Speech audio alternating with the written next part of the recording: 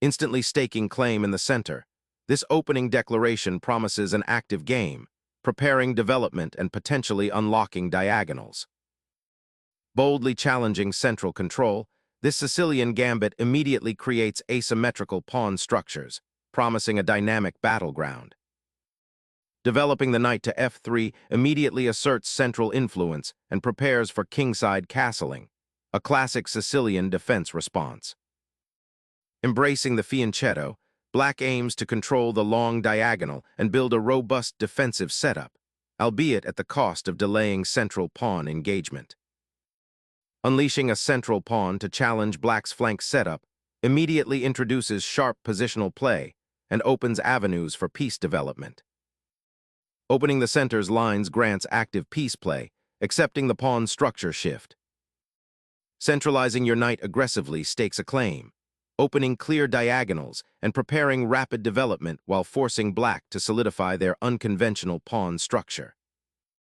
Developing the bishop to this long diagonal immediately challenges White's central control and prepares for castling.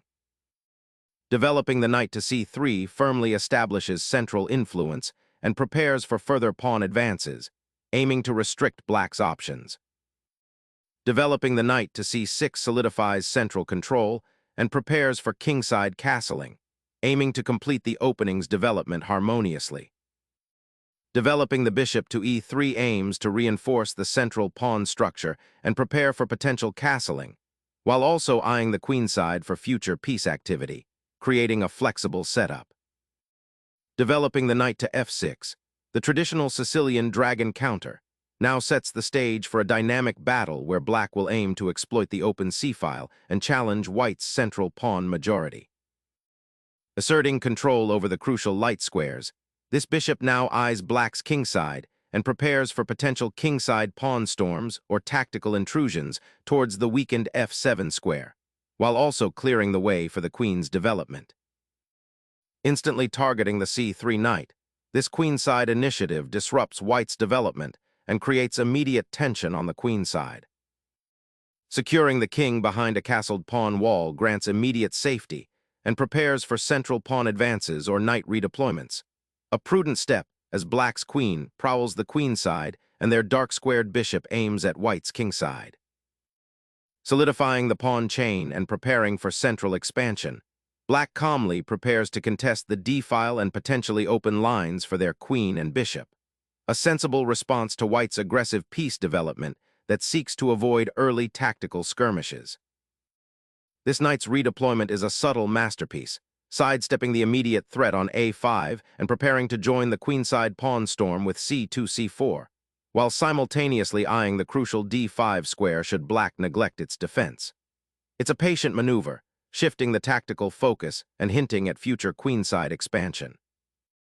Recalibrating queen placement after the knight's aggressive advance, this maneuver aims to connect rooks and prepare for potential central pawn pushes, while also keeping an eye on the light squares that might become targets.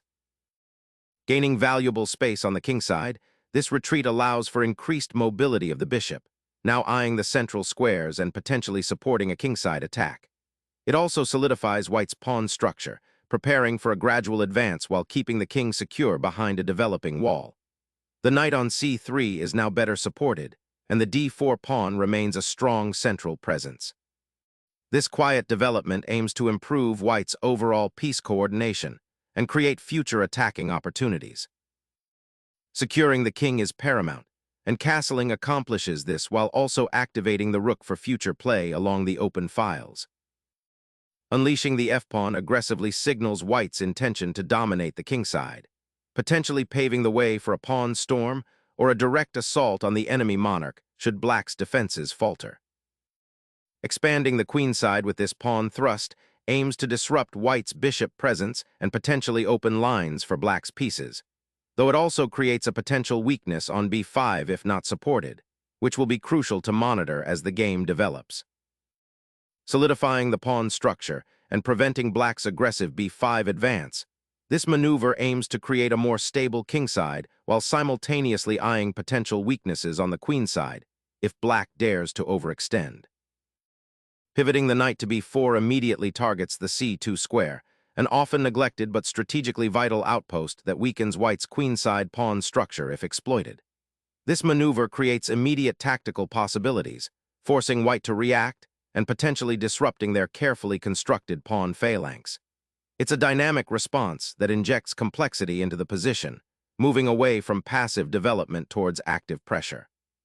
Observe how this centralization of a piece now strains white's coordination, as defending c2 might require sacrificing material or accepting significant positional concessions. Opening up the rook's path aims to prepare for potential advances on the king side and offers flexibility, yet it also momentarily leaves the f-file less defended against black's increasingly active pieces like the knight now comfortably perched on b4. Initiating a central pawn thrust to seize initiative. This audacious pawn sacrifice aims to shatter white's comfortable kingside setup and open vital diagonals for black's pieces, potentially exposing the white king to swift attack. Liberating the dark-squared bishop from its initial constraints, this maneuver aims to redeploy it to a more menacing diagonal, directly eyeing black's kingside. Recognizing the inherent static nature of the queenside pawn structure, black proactively bolsters the c5-e5 pawn chain's integrity and prepares for potential future pawn breaks, simultaneously untangling the piece coordination around the queen. Relocating the rook to the d-file opens up this important open file for both sides, potentially creating a central battleground. Here's a breakdown of why this move is interesting and some key aspects to consider. Central control and activity. White is aiming to contest the central d-file, which is currently only occupied by black's knight on b4. By placing the rook here, white is making a statement of intent to fight for central influence and potentially create future attacking opportunities. Flexibility. This move offers white flexibility. The rook can now support a pawn push, participate in an attack on the king side or queen side, or simply hold its ground and wait for black's plans to crystallize. Potential pawn structures. Depending on how black responds, this move could lead to different pawn structures. If black challenges the d-file, it might open up lines for attack. If black ignores it, white might gain a positional advantage. King safety. While the immediate king's safety isn't drastically impacted, the rook's new position might indirectly influence king's safety by preparing for potential exchanges or offering a defensive retreat if needed. Coordination. White is trying to better coordinate its pieces. The rook on d2 can now work in tandem with the queen and other pieces, creating more harmonious play. This is a sensible, positional maneuver aimed at increasing white's central presence and piece activity. Initiating a central presence and preparing the d-file's full utilization with the rook demonstrates a proactive strategy to challenge white's slightly more advanced piece development, aiming to untangle black's position and potentially leverage the open file. A prudent repositioning, the king retreats to the safety of the h1 square, anticipating potential threats along the d-file and freeing the g1 square for a potential knight sortie. A subtle yet important defensive maneuver that shuns immediate fireworks for the sake of long-term security. Reinforcing the bishop's influence along the long diagonal, this maneuver prepares to contest the open d-file and potentially challenge white's control of the center. Injecting the queen to g1 aims to bolster the kingside defense and potentially prepare a more active queen role, but it undeniably surrenders central control and creates a passive outpost for the queen, possibly inviting black's knight to d3 with disruptive consequences. Grasping for air, the knight sidesteps the looming queen's gambit and prepares to rejoin the fray on a different flank, aiming to bolster the beleaguered kingside by potentially rerouting to f6 or even e5, thereby alleviating the pressure on that side of the board. Unleashing a pawn storm on the kingside, white bravely ventures f5, injecting immediate dynamism and aiming to shatter black's defensive structure before it solidifies. This bold pawn thrust dramatically alters the kingside dynamics, creating open lines and potentially exposing the black monarch, though it also opens up the f-file for black's rook and requires careful calculation to avoid tactical pitfalls. Black elegantly fortifies the queenside pawn structure, preparing to challenge the center with a subsequent b5 advance and simultaneously defending against any immediate kingside thrusts by white that might exploit the weakened light squares around the black king. Reinforcing the central d-file and preparing to contest its full ownership, this action signals a shift towards more direct confrontation, potentially unblocking the bishop on c4 and activating the rook for a more aggressive role. The knight's excursion to c5 dramatically alters the pawn structure's dynamic, creating an immediate tactical threat by eyeing the d3 square, potentially disrupting white's d-file occupation and even targeting the bishop on c4. This bold maneuver forces white to reassess defensive postures, as the knight's presence on this central outpost injects significant complexity and potential for future forks or discovered attacks. Piercing the black position with the knight targets the vulnerable c7 square, disrupting black's queenside development and potentially forcing concessions for piece activity, all while the white rooks begin their ascent to dominate open files. A prudent decision, reorienting the queen to a more secure outpost and preparing to reinforce the queenside pawn structure after the knight's probing advance. A daring thrust, sacrificing material to rupture black's defenses and expose the king. A bold sacrifice, aiming to disrupt white's central control and open lines towards the king, though it leaves the rook on c2 vulnerable to immediate counterplay. White aims to disentangle the material imbalance by eliminating the immediate threat, leveraging the compromised diagonal targeting white's king and opening up possibilities for piece activity along the newly cleared d-file. A bold gambit for material, aiming to exploit the open files and perhaps distract from the king's current exposed state. The queen repositions, seeking refuge from the immediate attack while keeping an eye on the pawn structure's integrity. A bold gambit to open lines, accepting a shattered pawn structure for potential counterplay, but it exposes the king significantly. Asserting control over the center's remaining open files, the bishop repositions, aiming to support the pawn chain and prepare for further central expansion. Seizing the initiative, black boldly reclaims material and dramatically alters the pawn structure, opening a dangerous diagonal for the bishop and creating immediate threats against white's now exposed king's flank. Securing the advanced bishop on a4 with a pawn push, a strategic decision aimed at solidifying the pawn structure and potentially preparing for a kingside expansion, while also creating a subtle but important diagonal for future piece activity. Recognizing the exposed bishop on a4, black strategically repositions it to a more protected square, aiming to shore up the queenside and potentially develop a counter-initiative along the c-file once the pressure there subsides. Clearing a path for the queen to rejoin the skirmish, this bishop repositions to a more active diagonal, eyeing potential weaknesses around black's castled king and reinforcing white's central presence. Unleashing a pawn storm on the queenside, black seeks to fracture white's queenside pawn structure and open lines for counterplay, aiming to exploit the exposed nature of white's king position after the recent pawn advances.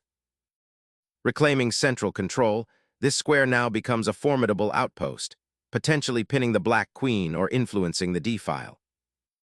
The knight's surprising sortie, sacrificing itself to expose the weak dark squares around the white king, dramatically alters the game's complexion, inviting a cascade of tactical exchanges and creating immediate pressure on white's central pawn structure. A decisive blow has landed, stripping black of a valuable piece and forcing a critical reevaluation of their pawn structure. Unleashing a formidable central presence, black repositions the rook to a dynamic attacking square, eyeing the now exposed white king and threatening to disrupt white's overextended pawn structure. Unleashing a decisive pawn storm, white breaks open the central files, aiming to exploit the exposed black king and the compromised queenside structure. Opening the kingside with this pawn push creates a thrilling, albeit sharp, position. Now the opponent's monarch faces direct exposure along the open diagonal previously blocked by the f-pawn, demanding immediate and careful defensive maneuvering. Suddenly, a file opens a pathway for potential infiltration. The bishop boldly reclaims its piece, aiming to disrupt white's newly formed pawn chain and potentially create counterplay on the queenside, forcing white to reassess their recent pawn gains and consider the stability of their structure. Initiating a rook maneuver to secure the open file and threaten further incursions, this move prepares to exploit black's momentarily exposed king and potentially create devastating mating nets. The queen retreats, acknowledging the loss of material and the precariousness of her current position on a central file, now seeking a safer haven to observe the developing hostilities. Opening up that diagonal for the bishop now presents a fascinating choice. Does white aim to exploit the exposed queen, or is this a subtle repositioning to reinforce key squares ahead of a potential pawn storm? Emerging from the pawn chain's shadows, the bishop now eyes the vulnerable kingside, a dormant threat awakened to participate in the looming conflict. Executing this capture immediately simplifies the material, aiming to exploit the open king's side and the exposed black queen. Pondering the outcome of that rook sacrifice, black's bishop now steps into the spotlight, effectively clearing the path for that rather exposed white king, creating a fascinating positional dilemma with the remaining minor pieces. The rook now swings across, clearing the back rank and initiating a forced sequence aimed at regaining material that was sacrificed, aiming to simplify the position while maintaining a significant material advantage. Revealing the king's shelter with this queen repositioning immediately escalates the danger, initiating a direct confrontation that will test the defensive integrity of white's monarch. Unveiling the queen's latent power now with a timely rook repositioning to penetrate the opponent's weakened king defenses. This counterstrike, striking at the very heart of white's consolidated structure, seeks to unravel the intricate web of pieces that have been so carefully arranged. By challenging the bishop on f4, black aims to disrupt white's coordinated attack and potentially force concessions, perhaps even opening lines for their own counterplay. It's a bold maneuver, injecting a surge of dynamism into a position that was beginning to feel somewhat suffocating, and its success hinges on white's ability to defend against the emerging threats while maintaining their advantage. Unlocking the g-file for potential pawn promotion, this maneuver aims to exploit the weakened king's safety now that black's bishop is on h6. This bold queen advance, qh3, injects a feverish urgency into the position, aiming to capitalize on the now exposed white king. While it might seem to overextend, the queen's presence on the h-file could initiate immediate threats and disrupt white's defensive structure. Observe how the pawns storm on the kingside, combined with this queen maneuver, creates a potent attacking dynamic, potentially forcing white to make difficult concessions to avoid disaster. The tension around the king, already under pressure, has just escalated significantly. Repositioning the rook to attack along the first rank opens lines for the other pieces and prevents black's bishop from finding an active square on the queen side, while simultaneously preparing to double rooks if the opportunity arises. The immediate capture of the bishop on g3 is a bold, greedy attempt to regain material and disrupt white's pawn structure, but it overlooks the critical defensive resources black has carefully built around their king, potentially leaving the black monarch exposed to a dangerous discovered attack or even a swift mating net if white can consolidate. A king hunt is initiated with this regal sacrifice, forcing the opponent's monarch into the open and disrupting any semblance of defensive order black had managed to establish.